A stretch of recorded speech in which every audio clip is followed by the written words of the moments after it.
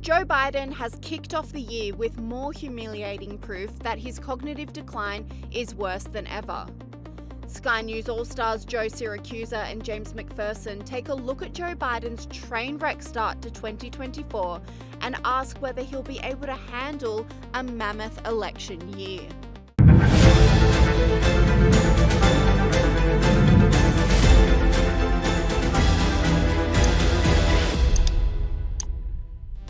Joe Biden looked dazed and confused stepping off his plane Marine One in Delaware for yet another holiday break, according to Sky News All-Star James Macpherson. And let me show you, check out vision, and this is the guy in charge of it all. Have we got Joe Biden arriving on his helicopter from Delaware? Look at this. Here he is. He's looking around. He's trying to work out, where the hell am I? Jill, she's heading for the limousine. Joe Biden can't work out, where am I? What's that? Is that the helicopter? He starts walking one way, then he goes back the other. This is the man who's deemed with solving this thing. He's wise enough to go to the first man in uniform he can find and say, where am I? What's happening? And he seems to be puzzled about what the big machine behind him is, which is really interesting because it's Marine One. This is worrying that he looks so feeble because, of course, if he tumbles off the twig at any point, we end up with President Kamala Harris. And if you want to have a nightmare, think about that. And despite Joe Biden's week-long vacation in the Caribbean to ring in the new year, the US president kicked off his official public appearances for 2024 looking a little worse for wear, requiring the assistance of his wife, Jill Biden, to orientate him off the stage.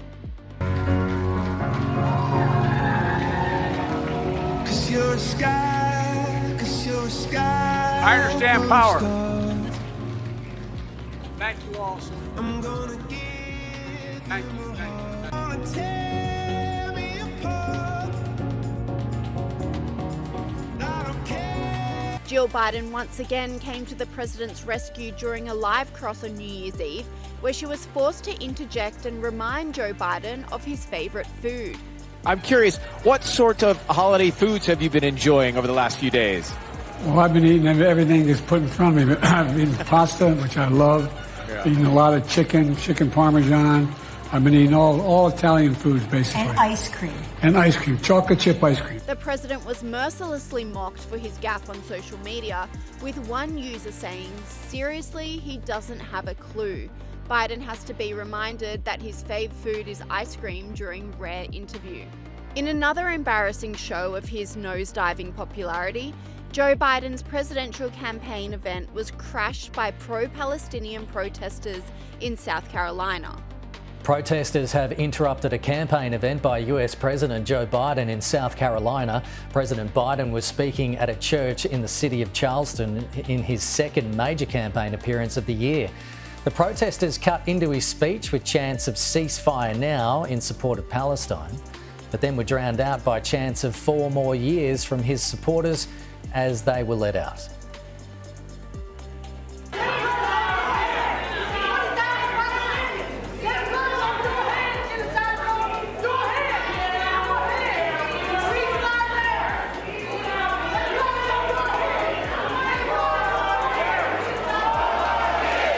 Joe Biden continues to ferociously condemn his likely presidential opponent, Donald Trump, in a last-ditch attempt to secure support before this year's election. But Sky News All-Star Joe Siracusa says the president's attempt to smear Trump are nonsense. Oh, it's a nonsense speech. It's a call to arms, that a vote for Biden is a vote for democracy. Biden says that democracy is on the ballot, but when he forgets something, he's on the ballot. And 70% of Americans don't want him on the ballot. 50% of Democrats don't want him on the ballot because they see him as a loser. And on election day, we not only elect the president, but we elect governors and mayors and dog catchers, and they don't want to ride that ticket down with him because they think he's going to lose, and he probably will. He's right now he's 2 points in terms of losing. The Vegas odds maker have already got the President Biden as a 5-1 favorite, and Trump is 4-1, to give you an idea where we are. But look, the speech is a call to arms when in fact it isn't, as a matter of fact. And Biden, you know, he's got a failed foreign policy in Israel and in Afghanistan and Ukraine. He's got domestic inflation that won't go away. He's got this damn war in Israel that just makes the diplomacy of the administration hopeless. That is, it wasn't able to intervene or do anything about it, or to ameliorate the conditions there. So look, trying to blame Trump for everything is ridiculous.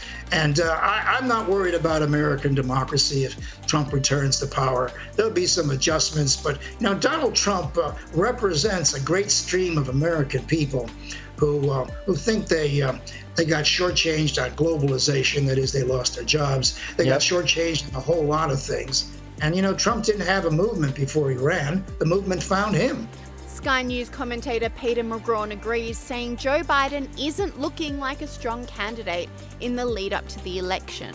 He's certainly feeble and he's certainly cognitively challenged, and the Americans know that. But when you look at all the polling, he outpolls Trump on everything, you know, integrity, international relations. But they mark him down drastically on the economy and mark Trump up. And in the end, the economy is winning as the political determinant. The Democrats are very clearly afraid of sending Joe Biden into campaign against Donald Trump in light of his cognitive decline and frailty.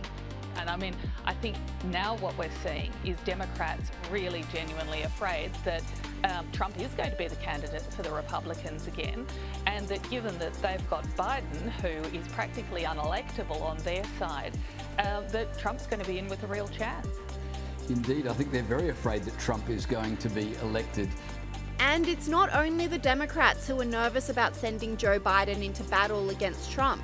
Joe Siracusa says Joe Biden himself knows that he's finished. Well, look, 1 in 5 Americans think they were better off with President Trump than with President Biden. That's true. They're having trouble putting groceries in their carts, paying their mortgages and their rents.